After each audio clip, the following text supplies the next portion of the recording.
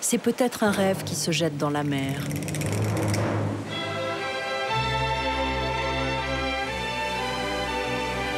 C'est une valse à deux plumes, des dialogues d'Audiard et un roman de Blondin. C'est le combat d'un homme aux portes de l'hiver, sous le ciel gris de la Normandie. C'est une amitié de comptoir où certains soirs souffle l'esprit d'Orient. C'est le tango de Gabin et Belmondo, un couple qu'on ne verra qu'une fois au cinéma.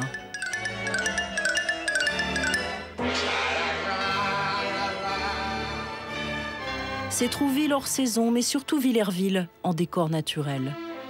Et les fans du singe en hiver sont si nombreux qu'ils ont formé une confrérie. Jean, le vice-président, a guidé tout l'été, une visite plan par plan. Quand ils sortent du cabaret normand, on se retrouve ici. C'est là où ils se mettent à danser. C'est là, ici. En fait, ça part d'ici, quoi, à peu près.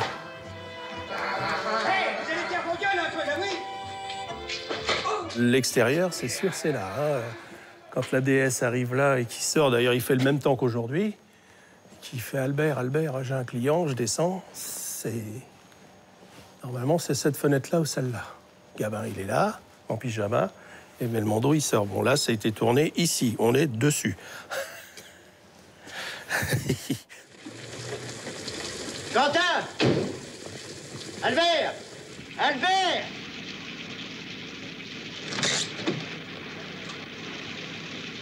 Qu'est-ce que c'est? Un client! Descends. La fameuse scène où Belmondo est assis et Gabin lui dit, où Belmondo dit, ben, je boirais bien un coup, mais pour me remonter, pas pour boire. Quand il dit, on n'a pas le droit de... Quand on a réussi une corrida comme vous, on n'a pas le droit d'être déçu. Ça a été tourné là. Mais bon, à l'époque, il y avait le monument aux morts et c'était pas tout à fait pareil. Mais enfin, bon. Je crois que j'ai honte. Ah non, mon gars, on n'a pas le droit d'avoir honte quand on a réussi une corrida comme la vôtre. Hein? Et vous êtes arrivé comment à Villerville? Ouais, ben, je cherchais où c'était. Je cherchais au départ, parce que moi, je voulais acheter une petite maison en Normandie. Et puis, je savais pas où il avait été tourné, le film. Mais je savais que c'était sur la côte normande, c'était pas loin de Deauville-Trouville. Je savais que c'était dans le coin. Et puis, si un soir, en partant de Deauville-Trouville, on en a mangé à Honfleur, on passe par la côte, là. Et puis là, quand on arrive à la corniche, j'ai mis un coup de frein, j'ai dit, c'est bon, j'ai compris. C'est là. Les agences immobilières ne savent pas combien de clients sont arrivés ici par amour d'un chef-d'œuvre du cinéma, qui est né d'un hasard, d'un bidule qui entraîne le machin. Gabin, Verneuil et Audiard sont prêts à tourner une histoire sur le grand large, les chaluts, la morue, les marins. C'est l'adaptation d'un roman de Roger Vercel, l'auteur de Remorque. On envoie le second assistant en repérage dans les eaux glacées de Terre-Neuve. Il s'appelle Costa Gavras. On a été dans les fjords, on a tourné partout. On a filmé des icebergs, à un moment donné, même un iceberg qui a éclaté et tout. Claude me dit, c'est très bien, on fait plus le film. On va faire Les Singes en hiver. Claude, c'est Claude Pinoteau, le premier assistant de Verneuil. Il écume la côte normande pour trouver un décor naturel et décide de se poser ici à Villerville pendant cet hiver 61-62, avec 2 grandes vedettes et 60 techniciens qui logent chez l'habitant. Qui collecte tous ces souvenirs? La confrérie du singe, bien sûr. Son siège social est à Paris. C'est là qu'elle tient salon, chez Serge Riol, le coiffeur des stars, qui aurait pu être caviste. Et le Beaujolais, alors? C'est des petits vins, c'est des petits joueurs. Il n'est pas mauvais. Mais il y en a des pas mal. Le Morgon, c'est un bon. Morgon, pas mauvais. J'aime tous les vins, moi. Ouais. J'ai des préférences. Si on devait vous présenter, on dirait quoi? Marchand de vin. Marchand de vin. Marchand de vin. Marchand de vin. Bah, mais je me suis installé là parce qu'il n'y a pas trop de monde, on est bien. C'est comme Quentin quand il s'installe dans son hôtel avec Suzanne Flon, qui dit il est venu là parce qu'il n'y a pas trop de monde. Il ne s'est pas trop embêté. Quentin, c'est Gabin, qui revoit ses souvenirs d'Indochine dans les vapeurs d'alcool. Il tient une auberge et promet à sa femme, Suzanne Flon, qu'il arrêtera de boire s'ils survivent au bombardement. Albert, Et le singe, ça vous est devenu comment? Oh, le singe, c'est un film que j'ai toujours affecté. Et puis un jour, j'entends un gars qui se faisait coiffer à gueuler, qui me dit, tu sais, on va essayer d'aller à Villeurville, parce que j'ai retrouvé le cabaret normand. Là, j'ai fait qu'un bond. Et puis on a donc qui était au cabaret normand, on a vu l'endroit où le film s'était passé. Et puis moi, j'ai ratissé quelques clients qui aimaient ce film. Et puis on s'y retrouvés, on était 4, on s'y retrouvés 10, on est 15. Et aujourd'hui, c'est 200 personnes. Alors, on a moins envie d'y aller parce que, bon, il y a trop de monde. Il y a des gens qui ont vu le singe en hiver que 20 fois, par exemple. Hein? Pour avoir sa carte, faut l'avoir vu combien? Oh, faut être pas... Bon, nous, quand on parle entre nous, on s'envoie que des dialogues du film. Du genre? Votre accueil me bouleverse, on paye plus, on salue plus, on méprise. Le Yangtze-Kiang n'est pas un fleuve, c'est une avenue qui dégringole du Tibet pour se jeter dans la mer Jaune. Avec des villes pontons où on achète tout. L'alcool, l'opium et les garces. Alors toute la soirée, bon, c'est au picon-bière, au machin, puis voilà. Et certains soirs d'ivresse, il est même arrivé qu'il s'imagine Matador, comme Belmondo dans le film. Yo soy unico.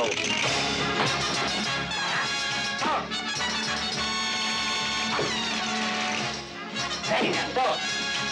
Venga. Que bravo. Comment vous expliquez ce culte? Vous savez, quand on aime un film, moi j'aime l'amitié entre potes. Toutes les nanas avec qui je suis sorti elles m'ont dit, toi avec les copains, t'es parfait, mais avec les nanas, t'es nul. Voilà, ça a été mon étiquette. Et puis à partir du moment où on aime cette histoire, vous la connaissez bien sûr, hein, d'amitié entre Gabin et Jean-Paul, qui aiment picoler, où il y a une amitié formidable, ben, on se sent bien. Qui dit amitié dit tandem. Mais comment le grand Gabin va accepter ce jeune Belmondo qui vient du théâtre et de la nouvelle vague? La rencontre devait se faire avant, pendant la préparation. Et je me souviens bien parce que il y a Henri Verneuil qui me dit « Viens au déjeuner, tu es jeune, tu pourras parler avec Belmondo ». Je le connaissais déjà un peu Belmondo avant, j'avais travaillé avec lui. Et c'est vrai qu'on entendait tous il disait comment les vieux vont accepter les Belmondo. Les vieux étaient là, comme on dit, et puis Belmondo est arrivé, et dès qu'il est arrivé, Gabin se levait, il lui dit « Mon fils ». Il a pris dans ses bras, et c'était tout. Et ils se sont entendus vraiment comme de la roue en foire, tout le temps. Et c'était formidable. Heureusement que j'étais là. Tu t'ennuies pas, je t'appelle, papa? Non, je m'ennuie pas. Fais pas, on va aller boire un petit verre, tous les deux, sans rien dire à personne. Gabin a très vite reconnu chez Jean-Paul ce qu'il était 30 ans avant, 35 ans avant. Vous savez, et quand il y a un plan dans la cour de la pension où est la fille de Belmondo, Gabin regarde Belmondo et lui dit « Tiens, embrasse-moi, môme, tu es mes 20 ans. » Et Jean joue cette scène, mais vraiment avec une sincérité. Il croit, il y a une conviction. Et il me l'avait d'ailleurs dit plusieurs fois. Il m'avait dit, celui-là, c'est... Si tu cherches un Gabin d'il y a 30 ans, c'est lui. Embrasse-moi, mec. Tiens, t'es mes 20 ans. Nique les champions du monde. On y va. C'était l'héritier, quoi. Il avait vu arriver, enfin... le dauphin, quoi. Parce qu'il n'y avait pas de jalousie là-dedans. Il était content d'en trouver un qui... C'était ça, c'était lui, là. Ça. On a beaucoup dit que vous étiez le Jean Gabin jeune. Est-ce que vous êtes aussi de cet avis? Oh bah, ça, moi, je ne sais pas. Moi, j'ai vu Jean Gabin quand il était jeune, je le trouvais formidable. Savoir si je suis le Gabin jeune, je sais pas, moi, je préfère être Belmondo.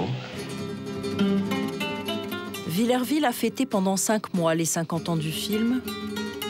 Les aficionados sont venus du monde entier.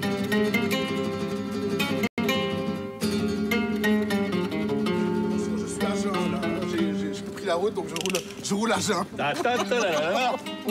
Bien sûr, nous eûmes des orages. 20 ans d'amour, c'est l'amour folle. Tu te souviens d'André? Et de sa femme. Oh, Les traîtres. Oh. Les Belges qui sont membres de la confrérie française. Oui. Allez, bonjour quand même. Alors voilà, c'est le grand jour, hein. Le grand week-end. Hein. Oh, alors là, ça va être dantesque. Ma femme va voir le film demain, je sais pas, pour la 84e fois. Oh ben, et toujours pour la première fois. Et alors, en 2002, on a pris des vacances ici, à Blonville, pour retrouver le site, parce que Tigreville, c'était sur aucune carte, évidemment. Et on a cherché, et puis finalement, on a trouvé Villerville. Quand elle a découvert le cabaret normand vu d'en haut, c'était un dimanche après-midi, vers 2 heures, il n'y a plus personne qui faisait la sieste. Oh, il exagère. C'était oh, c'était le cabaret normand, oh, t'as vu, c'est ça. Tous les gars aux fenêtres. C'est pas vrai, mais c'était l'excitation, oui. Et la gare de Deauville aussi, hein. Je crois que c'était un décor, mais quand j'ai vu ça, on a fait le tour 6 fois. Si je veux résumer le film, c'est une seule phrase.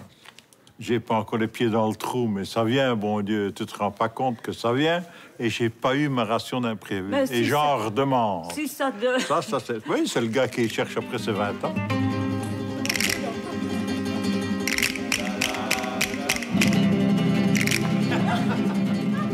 Et chacun se répète la scène ou la phrase qu'il préfère.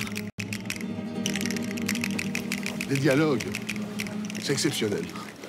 Parce que dans d'autres films, les dialogues sont bons, mais pas tout le long. Les Tontons Flingueurs, c'est bon, mais pas tout le film. Le Singe en hiver, c'est bon du début à la fin. Mais tout de même, de là à reconstituer tous les éléments d'un décor, il n'y a qu'un pas que seuls des fadas pouvaient sauter. Ils ont enjambé le Yangtze. Elle est bien, quand même.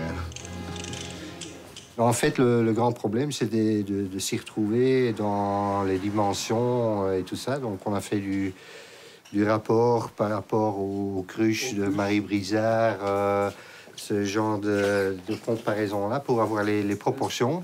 Il y a les 2 cruches de part et d'autre, et c'est exactement les mêmes. Et alors, comme la mesure de la cruche, petite règle de 3. Enfin, en Belgique, hein, je sais pas comment vous faites en France, mais...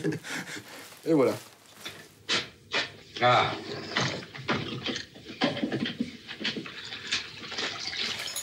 Alors, ça, c'est la bouteille originale de bière.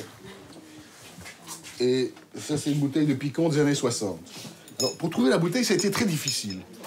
Parce qu'en fait, dans le film, on ne voit pas la marque. Dans un journal du Havre, j'ai vu qu'un couple prenait sa retraite et avait tenu un café pendant des années et avait collectionné des bouteilles de bière. Je l'ai appelé, je dis, monsieur, je recherche une bouteille, mais je ne connais pas la marque, mais je peux vous envoyer une photo. Et je lui envoie la photo. Une demi-heure après, il m'envoie une photo de cette bouteille. Mais il me dit, attention, il y a des bouteilles vertes et des bouteilles brunes. Laquelle voulez-vous? Et sur la version coloriée, on voit que c'est une bouteille brune. Donc c'est celle-là que j'ai demandé. Voilà la sphère de la bouteille. Philippe et Axel nous ont ensuite entraînés au musée. Car tout pèlerinage se termine au cabaret normand. La façade était dans le film, l'intérieur a été reconstruit en studio. Mais le comptoir est d'époque, les boissons aussi, et depuis 50 ans, les serveuses entendent les mêmes dialogues. Qu'est-ce que tu bois, Jean? Oh bah, quelle question! Alors, ajoutez un petit trait sur la liste, madame. Monsieur Hainaut, pour un picon bière, c'est moitié-moitié? Ça peut le devenir, mais pas maintenant. Je saute pas l'obstacle sans élan. Vous allez voir, j'ai ma recette. Pendant ce temps, faites-moi un numéro de téléphone. Pour ici, pour à Paris, non? Pour Madrid. En Espagne. Génial. Pour téléphoner en Espagne, comment on fait? Un peu de silence, je téléphone en Espagne. À Tigreville. À Tigreville. À la Californie normande. Ciel, ma femme. Ça, c'est tout à fait faux. Et pourtant, dans le civil, ces hommes-là sont respectables et n'ont pas l'habitude de mentir. Jean est motard, André officier, Philippe dans l'import-export et Axel, la marine marchande. Silence, on tourne. Tiens, un nouveau est arrivé. Et comme j'ai 40 ans, depuis peu, Ma femme m'a demandé ce que je voulais. J'ai dit je voulais aller à Tigreville pour le cinquantenaire du film. Voilà. C'est mon plus beau cadeau. Merci. Bravo. Moi, je connais tous les endroits en noir et blanc. Et la couleur me fait très bizarre. C'est quelque chose qui m'a... bah oui. De voir le village en couleur. Alors que moi, je l'ai vu 150 fois en noir et blanc. Ce film-ci, il doit rester en noir et blanc. Il faut qu'il reste en noir et blanc. Ah oui, oui. Sinon... Ça donne une profondeur, ça fait ressortir... Sinon, on fera un groupe d'indignés. Ah oui, totalement. Alors là, je vais te dire un truc, je croyais pas être aussi Arriver à prendre l'angle, magnifique. Je croyais pas. Magnifique. Je croyais pas. Absolument magnifique. Faut que je rentre la langue, là. Parce que je bave. Lui aussi, dès demain, il voudra voir la gare de Deauville, celle où Belmondo Fouquet débarque après une nuit de bamboche. Il s'est souvenu qu'il avait une fille et qu'elle était pensionnaire dans un home d'enfants sur la côte normande. C'est pour cela qu'il débarque à l'hôtel Stella.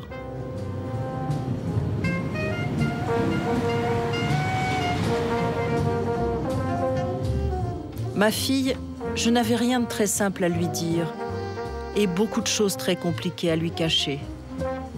Voilà ce qu'écrit Blondin, une phrase qui intrigue sa propre fille. Quentin, pour moi, dans le livre, ça représente, c'est peut-être un peu une figure paternelle, mais c'est aussi papa lui-même. Comment il aurait aimé se réhabiliter.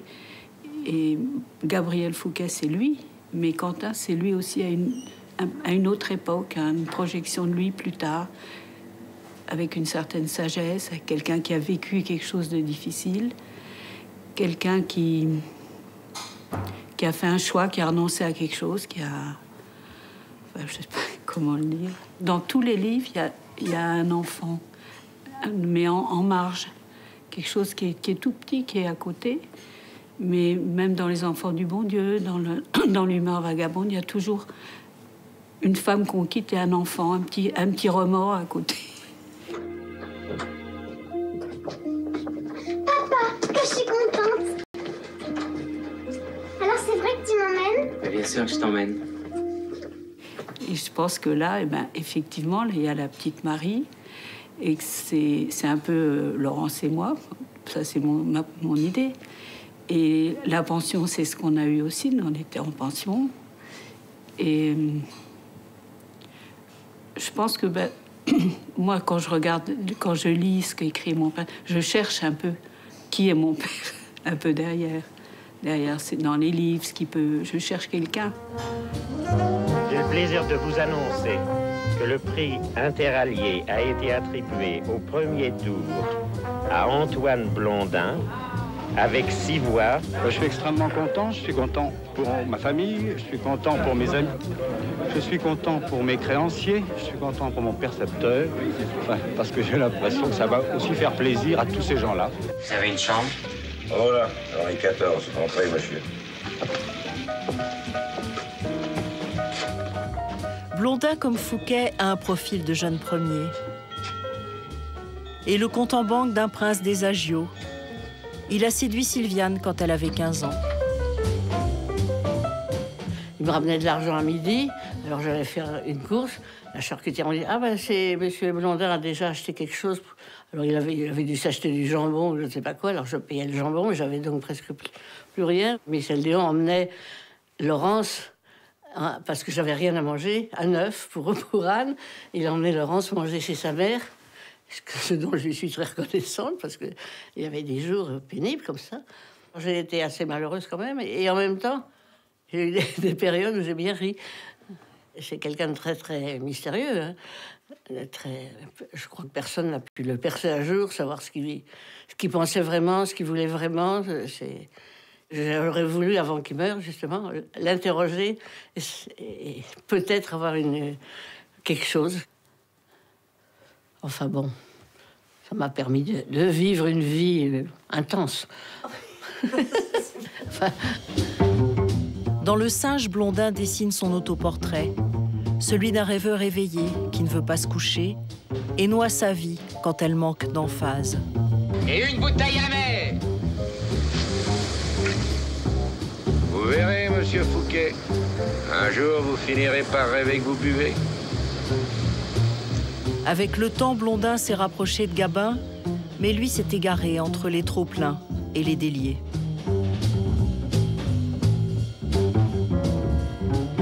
Mon père n'a eu qu'une idée dans sa vie, avant de se suicider, c'était d'écrire un livre. Il n'a jamais pu écrire un livre. Oui. Alors quand il est mort, moi, j'ai commencé à écrire. Uniquement pour cette raison-là. Si mon père avait écrit, je n'aurais jamais écrit. Et c'est dans les cahiers de l'écrivain que le petit-fils a tenté d'approcher son grand-père. J'ai souvent lu qu'il n'y avait pas de rature dans ses papiers ou dans ses écrits. Alors, une légende de plus que je vais mettre à mal. Il racontait lui-même qu'il écrivait pendant 28 jours et qu'à la fin du 28e jour, il posait son stylo, il s'arrêtait là où en était le livre. En fait, il travaillait comme un fou. Il se réfugiait derrière ce personnage un peu nonchalant qui travaille quand il en a le temps. En fait, il travaillait comme un fou. Et ses premiers jets ne sont que des pages entières de ratures, rouges ou noires, et c'est illisible. Et petit à petit, à chaque fois, il réécrivait tout, toujours à la main manuscrite, pour au final rendre un cahier sans rature, impeccable. Je ne suis pas un individu triste, je suis un triste individu. Voilà comment se décrit Blondin. C'est quelqu'un qui a voulu être libre et qui a fini par s'enchaîner totalement, non pas dans la boisson uniquement, mais dans le personnage qui s'était créé, et qu'il n'a plus réussi à en sortir à la fin. Il dit dans Un singe en hiver, il dit juste « je ne suis pas un alcoolique, je ne le veux pas ». Et je pense que ça veut dire beaucoup, beaucoup de choses. Et ça, c'était dès 1959, donc il était encore assez jeune. Donc d'abord, il dit qu'il ne l'est pas, et après, il admet qu'il l'est, mais qu'il ne veut pas l'être, et avec tout ce que ça enchaîne derrière. Et toute l'histoire du livre vient de là. Et c'est, je pense, la phrase qui résume le livre. C'est celle-là. Blondin ne met pas que son goût pour l'alcool ou la Normandie dans Un singe en hiver. Il insinue le soupir d'un père qui a oublié de dire « je t'aime », celui d'un mari qui sent le temps qui fuit. Il raconte une amitié bâtie sur des mirages.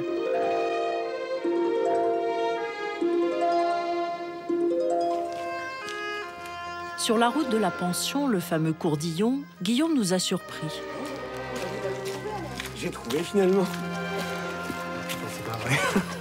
Nous étions avec Chantal et Isabelle, figurantes de l'époque. Ils cherchaient l'endroit depuis le matin. Pour les histoires de train, j'aimerais pouvoir compter sur ta discrétion. C'est impressionnant. C'est très impressionnant. Par contre, je disais, la maison a changé. C'est vrai? Ouais, ils ont rajouté un dôme en... J'avais pas dans mon souvenir, il n'y avait pas cette grande partie verticale, mais... Si. C'est vrai? Je me souviens pas. La grille était blanche. Non, je crois pas. Dans le film? Bah non, déjà c'est en noir et blanc, donc ça fait noir. C'est la grille qui monte au château. Quand il fait le torero sur la route, c'est la grille du château, c'est dans Villerville. J'avais le souvenir qu'elle était blanche. Celle-là. On va le repasser. Oh, bah c'est très facile de vérifier. Hein. Oui, vérifier. Alors? Ça va être très facile de vérifier. Elle est blanche. Et la grille est blanche. La grille est blanche. Honteux pour nous. Ah oui. Quelle honte alors. Quelle honte. Bon, on en parle toujours. Hein. Et puis c'est notre village, hein. C'est tous nos souvenirs. Ah, c'est ma petite Madeleine à moi. Oui. Bon, repassez-vous le film et vous verrez. Ah bah. À la fin du film, on y est dedans, on est dedans. Arrêtez l'image tout le temps, les parents, les grands-parents, ma grand-mère avec tous les gens qui vont à la pêche aux moules, tout ça, c'est merveilleux. Les crevettiers, mon papa, son papa, il faisait les Allemands, il courait dans la grande rue. J'ai un oncle qui malheureusement a été handicapé avec des béquilles, on le voit, il court avec ses béquilles, lui, on le voit bien, et puis il rentre dans un café. Je crois que ça va rester pour les enfants, les petits-enfants. Et puis il y a tellement de choses dedans. Oui? Ouais, il y a beaucoup de choses dedans. Bon, vraiment, c'est... Qu'est-ce qui vous a plu le plus dedans? Tout ça, moi ça me fait résonner. Il y a plein de cordes qui me font... Ça fait résonner plein de cordes chez moi. Oui, il y a tout vous a... Moi, j'étais pensionnaire pendant 8 ans. Donc j'aurais aimé un jour qu'on vienne me chercher et qu'on m'emmène. Ah oui, d'accord. C'est étourdissant, cet incessant retour en arrière. Tenez, depuis juin, Villerville affiche son nom de cinéma. Le maire n'est pas mécontent. La nostalgie attire le touriste. Et toi, tu t'en rappelles ou pas? Moi, je m'en rappelle un peu. Ah, un peu. Parce que Baron a tourné dedans, mon oncle. Alors. Ah, voilà. Il y a toujours quelqu'un de la famille qui a tourné dans un film. Voilà, c'est pour ça qu'on se remémore tout ça. Voilà. Je vais vous montrer quelque chose, venez voir. Vous voyez ici c'est ma maman qui était figurante à l'époque du film. Mais on a aussi des oncles, des tantes, je disais tout à l'heure, des cousins.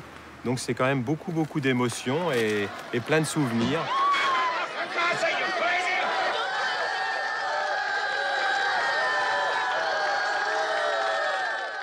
Et je me souviens très bien qu'on se projetait très rapidement sur les lieux de tournage dès que la cloche de l'école sonnait, pour être vraiment en première ligne pour voir le singe en hiver. Et puis samedi, pan comme ça, sans rien dire, voilà qu'ont débarqué les Allemands. Vous allez bien? Bonjour. Bonjour, monsieur. Vous avez passé un bon voyage? Pas trop fatigant? Oui. Il est où, monsieur le maire? Tout va bien? Vous avez fait un bon voyage? Bonjour à Tigreville. C'est pas Villerville aujourd'hui, c'est Tigreville. Nous avons faim et soif.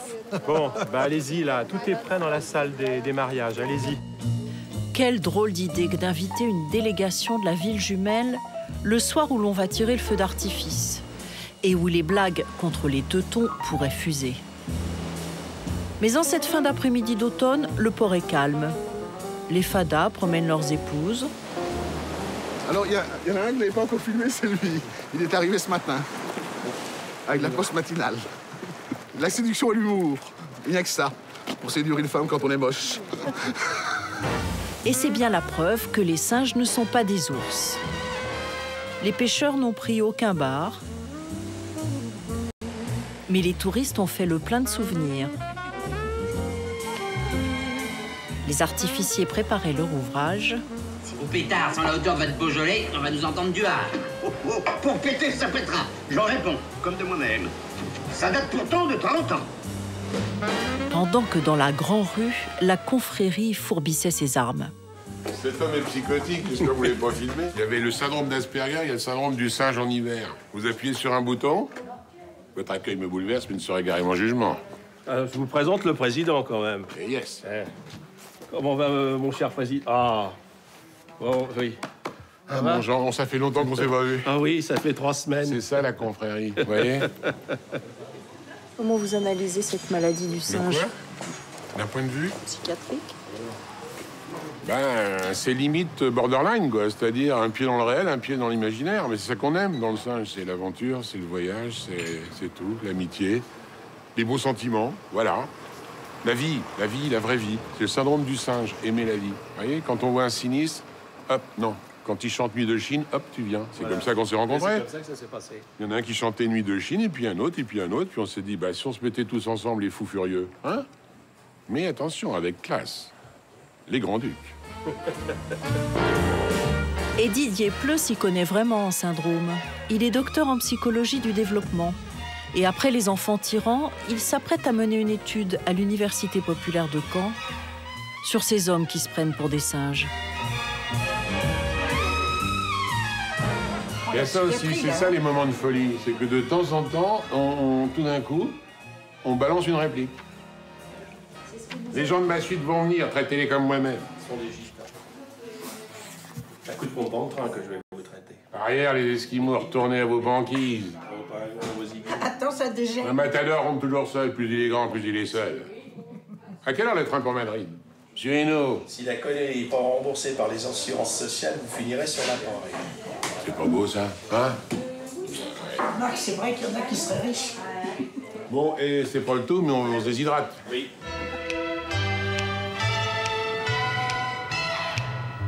Au rayon des répliques célèbres, il y a aussi une paella sans coquillage, c'est comme un gigot sans ail, un escroc sans rosette, quelque chose qui déplaît à Dieu.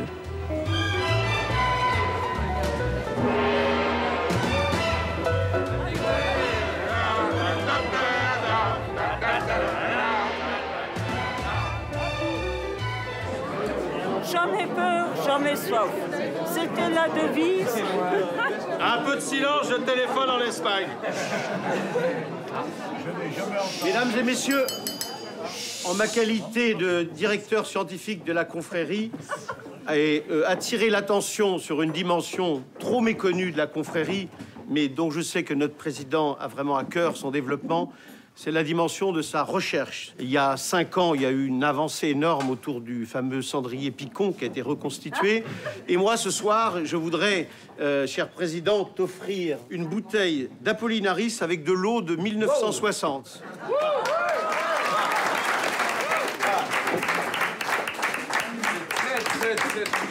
Voilà, bah, on boit tout le monde. Voilà une tournée qui vous portera bonheur. Un petit Greville.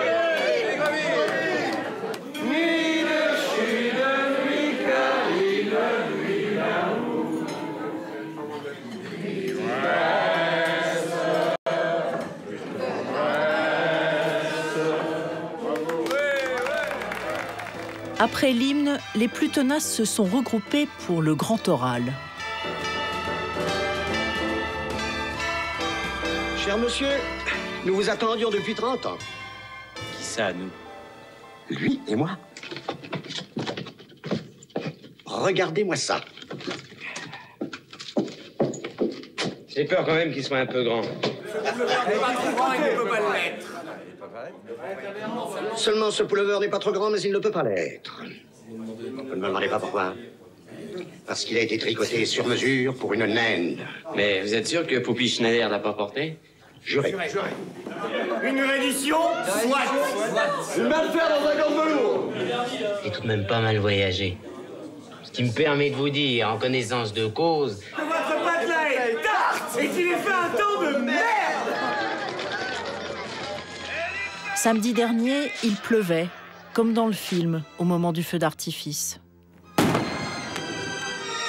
Une averse de lumière et de rêve dans des yeux éblouis. Car, comme dirait Blondin, les hommes demeurent longtemps à la merci d'un coup d'enfance. Quelle belle nuit, hein? J'aimerais t'emmener en Andalousie. Les nuits sont bleues. Oh, mais en Chine aussi, monsieur, quand tu descends vers le sud. Tu sais pas ce qu'il faudrait? Eh ben, faudrait illuminer tout ça, peindre tout ça en rouge. Alors, on peut tout de même pas y foutre le feu. Si un marchand d'images cherche un jour des acteurs pour un remake, on a déjà toute la distribution.